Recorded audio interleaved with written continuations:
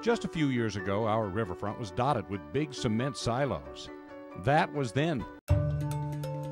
This is now. Rivard Plaza, just east of the GM Renaissance Center, has an outdoor cafe, a carousel, and a bike shop offering rentals and tours. Just a few steps away from Rivard Plaza, the old warehouse district is home to some of Detroit's favorite night spots, the Woodbridge Tavern, the Soup Kitchen Saloon.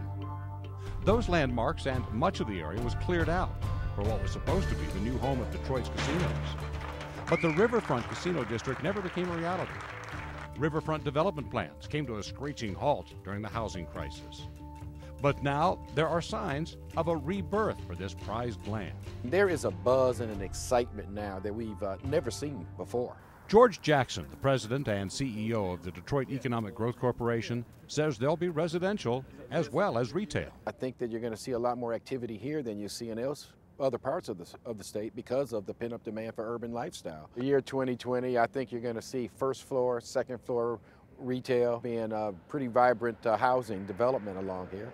The infrastructure is in place with new roads and lighting, sewers, and electrical systems.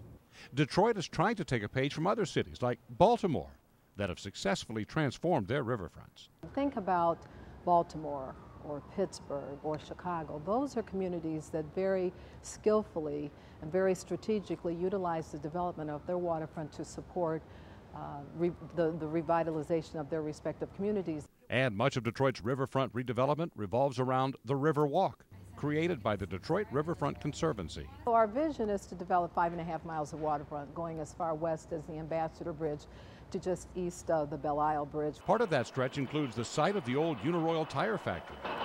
There's finally some movement on the site as crews remove contaminated soil.